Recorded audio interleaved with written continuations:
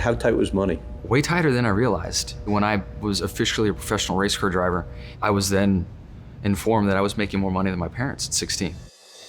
I wanted to start by taking you back to when you were a kid growing up. I think it's Verona Oaks racetrack. What do you recall from helping out where your parents were working? It was just what we did, and I've noticed that other families had different hobbies on the weekends. For us, we would load up our van. We had a little enclosed trailer, put the bikes in, take our sleeping bags, and drive to the racetrack on a Saturday midday. My parents would work and get the track ready, spend the night, wake up Sunday morning, and ride our motos and race. And you knew even back then that was what you wanted to do. So I just grew up in the epicenter of motorcycle racing. All of my heroes were on two wheels. My earliest papers that I wrote in school were about being a motocross racer. And over time, it transitioned to four wheels and then to stock cars and all of that, or Indy cars and stock cars. But the early days, it was all about two wheels. When you were a kid, you also had this fear, I understand, of just falling off the bike and getting run over right after the start, right? Yeah. And then one time it happened. There was a time in Oklahoma for the mini nationals. I fell and a rider rode over kind of my side of my chest and my armpit, which was day one of like 7 days we were there racing in the summer. And that was painful in many ways and long lasting. There was a crash the first turn of a race at Verona Oaks, my local track, which then led to a few laps later me crashing and breaking my knee and having reconstructive knee surgery. So and that was your eighth birthday. Okay. Yeah, wasn't the first turn or being run over so much.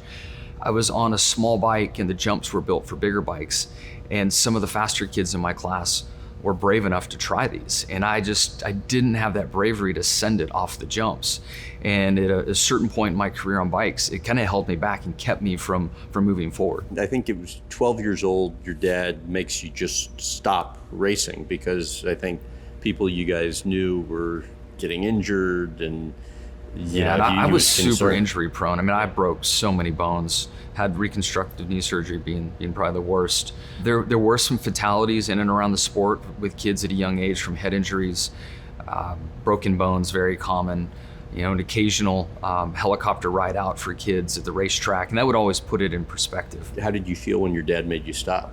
I was pretty bummed, but I sensed that it wasn't the end of my racing. But my last injury, I broke both feet and 7 toes, and literally my dad's like, I can't do this to you anymore. When he said that, I mean, you're just like, fine. Yeah, I got it because it was the end of the season at a regional event for the regional championship of California, and when the season started back and we weren't getting ready like a lot of our friends were, that's when the reality kind of sank in. How key was the fact that your parents didn't push you think, in your continued interest in sport?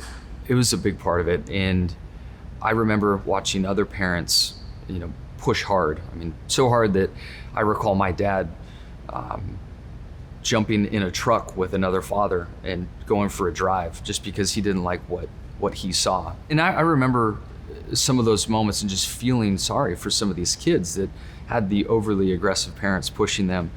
And my parents took a much different approach. And I think, I experienced some burnout through my younger years because we raced so often and traveled so much.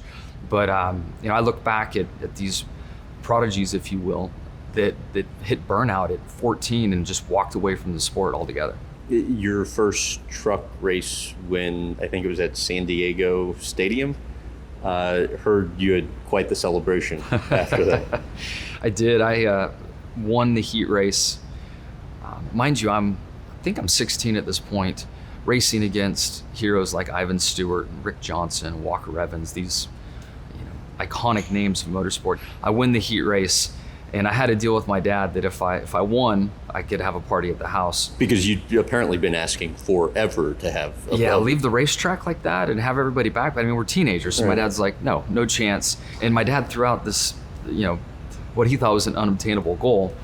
You win, we're going. And it happened, and they handed me the microphone in front of 50,000 people in a packed stadium, and I said, party at my house. Tell about your grandparents' motorcycle shop. It was before my time, but K&R, Ken and Ruth Kawasaki, was the motorcycle shop in El Cajon. My dad ran the service department, and that was, our connection to all the things that we did, summer, winter, from riding dirt bikes in the winter, some of the summer, to going to the local rivers and riding jet skis and all the stuff that we did. But my dad's mechanical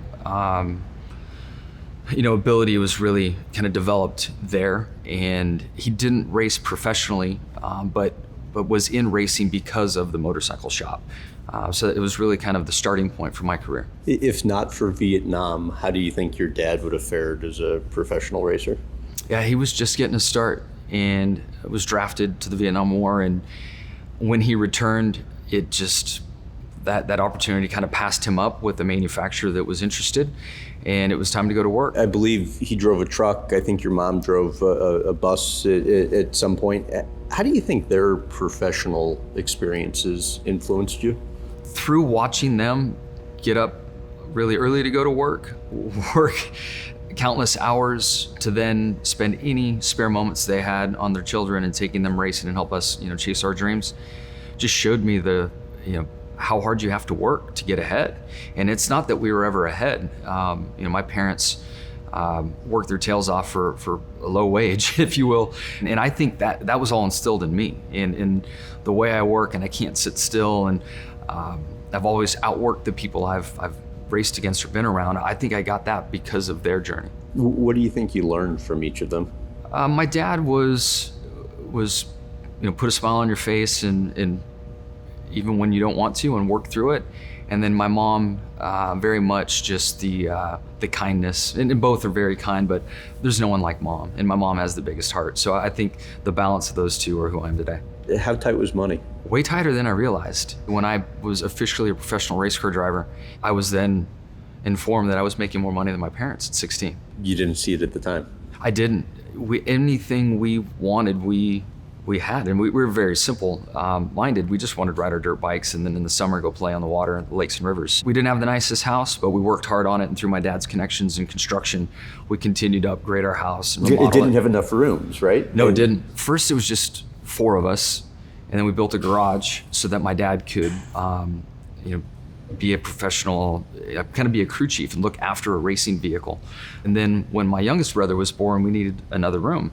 So next to the garage, they built this little shed, this little room for me, and that was my spot. And your youngest brother, 10 years younger?